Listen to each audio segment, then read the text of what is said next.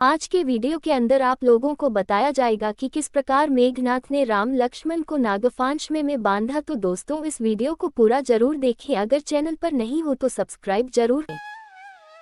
इस प्रकार से युद्ध चल ही रहा था कि सूर्योदय अस्त हो गए तथा प्राणों का संहार करने वाली रात्रि का आगमन हो गया। दोनों पक्ष के योद्धा बड़े भयंकर थे तथा अपनी अपनी विजय चाहते थे, अतः उनके मध्य रात्रि युद्ध होने लगा। दोनों पक्ष के मध्य घनघोर युद्ध मच गया। मारो मारो, काटो काटो शब्दों से समस्त समरभूमि गुंजायमान हो गई और रक्त की नदियां बहने लगी। घायल होकर कराहते हुए राक्षसों तथा शस्त्रों से क्षत विक्षत हुए वानरों का आर्तनाद बड़ा भयंकर प्रतीत होने लगा। वानरों और राक्षसों का संहार करने वाली वह भयंकर रजनी काल रात्रि के समान समस्त प्राणियों के दुर्लंघनीय हो गई थी। श्री रामचंद्र जी ने अग्निज्वाला के समान 6 भयानक बाणों से निमिष मात्र में दुर्धुष वीर यज्ञ शत्रु महापार्श महोदर महाकाय वज्रदष्ट शुक और सारंग को घायल कर दिया। वे 6 राक्षस श्री रामचंद्र जी के बाण समूहों से अपने मर्मस्थान में चोट खाने पर युद्ध छोड़कर भाग गए, इसीलिए उनके प्राण बच गए और उनकी आयु शेष रह गई। महारथी श्रीराम ने अग्निशिखा के समान प्रज्वलित भयंकर बाणों द्वारा समस्त दिशाओं में प्रकाश कर दिया। उनके समक्ष जो भी राक्षस वीर आते थे वे उसी प्रकार से नष्ट होते जाते थे जिस प्रकार से आग में पड़कर पतंगे जल जाते हैं। राक्षस सेना की ये दुर्दशा देखकर रावण के पुत्र मेघनाथ के तन बदन में आग लग गई। उसने शीघ्र ही नाग बाणों की फांस बनाकर राम लक्ष्मण दोनों को उसमें बांध लिया। नाग फांस में बंधने पर दोनों भाई मूर्छित हो गए। श्री राम के मूर्छित होकर पृथ्वी पर गिरते ही मेघनाथ ने हर्षोन्मत्त होकर 10 दिशाओं को बुझाने वाली गर्जना की। राक्षस सेना में फिर से नवजीवन आ गया और वह मेघनाथ की जय जयकार करती हुई बड़े उत्साह से वानर सेना पर टूट पड़ी। मेघनाथ उनके उत्साह को बढ़ाते हुए कह रहा था, जिनके कारण आज शोणित की सरिता बह रही है, वे ही दोनों भाई नागपाश के बंदे पृथ्वी पर मूर्छित पड़े हैं। अब देव नर किन्नर किसी में इतनी सामर्थ्य नहीं है जो इन्हें नापाश से मुक्त कर सके। अब युद्ध समाप्त हो गया, लंकापति की विजय हुई। इस प्रकार विजय घोष करता हुआ मेघनाथ लंका को लौट गया। राम लक्ष्मण के मूर्छित हो जाने से संपूर्ण वानर सेना में शोक छा गया। सुग्रीव, अंगद, हनुमान, जाम्बवंत आदि सभी सेनाध्यक्ष किन कर्तव्य विमूढ़ होकर दोनों भाइयों को घेर कर खड़े हो गए और इस विपत्ति से त्राण पाने का उपाय खोजने लगे। तभी विभीषण ने उन्हें धैर्य बंधाते हुए कहा, हे वीरों, भयभीत होने की आवश्यकता नहीं है। ये नागपाश इन दोनों भाइयों का कुछ नहीं बिगाड़ सकती और न वे मर ही सकते हैं।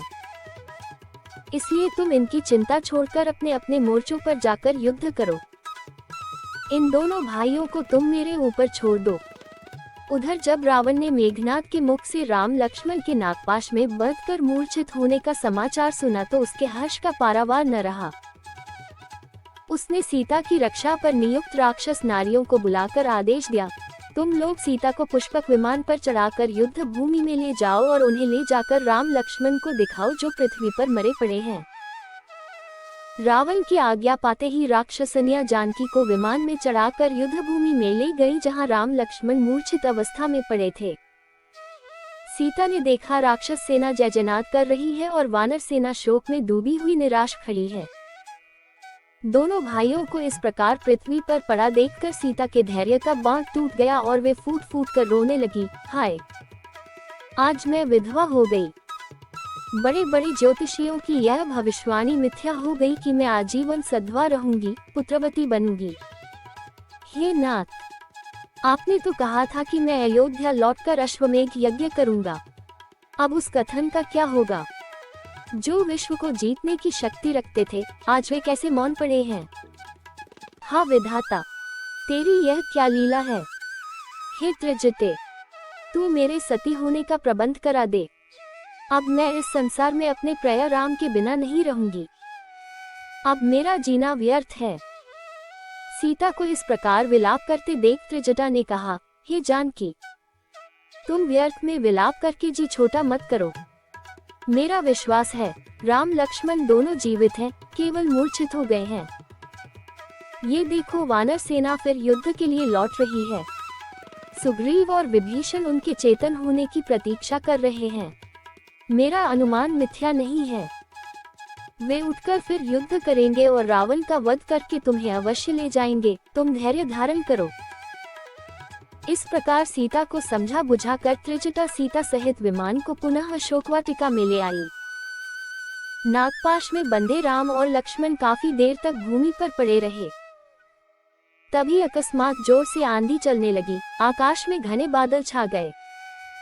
इतने में ही आकाशमार्ग से विंता का पुत्र गरुड़ उड़ता हुआ आया। उसने दोनों भाइयों के पास बैठकर उनके शरीर का स्पर्श किया। गरुड़ के स्पर्श करते ही समस्त नाग भयभीत होकर पृथ्वी में छिप गए। नागों के बंधन से मुक्त होने पर राम और लक्ष्मण ने अपने नेत्र खोले। उनके पीले पड़े हुए मुखमंडल पर नवीन आभा से चमकने लगे। चैतन्य होकर राम ने गरुड़ को धन्यवाद देते हुए कहा, हे वेंकटेश, तुम्हारे अनुग्रह से हम दोनों भाई इस बंधन से मुक्त हुए हैं। हम तुम्हारा कैसे आभार प्रदर्शन कर लिखते हैं। राम की यह विनम्र वाणी सुनकर गरुड़ ने उत्तर दिया, हे राघव, मैं तुम्हारा मित्र हूँ। वन में विचरण करते हुए मैंने सुना था कि मेघनाद ने तुम्हें इस नागपाश में बांध लिया है, जिसे देवता, राक्षस, यक्ष, गंधर्व कोई भी नहीं खोल सकते। इसलिए मैं मित्र धर्म के नाते यहाँ आ पहुँचा और मैंने तुम्हें नागपाश से मुक्त करा दिया। भविष्य में अधिक सतर्क रहकर युद्ध करना, क्योंकि ये राक्षस बड़े कपटी तथा मायावी हैं। इतना कहकर गरुड़ ने उनसे विदा ली। इस वीडियो के अंदर आप लोगों को बताया गया कि किस प्रकार मेघनाद ने राम लक्ष्मण को नागफांस में बांधा, साथ ही किस प्रकार से गरुड़ ने श्री राम और लक्ष्मण को नागफांस से मुक्त किया। तो दोस्तों, कैसा लगा आज आप लोगों को हमारा वीडियो? आशा करते हैं सभी को पसंद आया होगा। पसंद आया तो हमारे चैनल को सब्सक्राइब जरूर करें।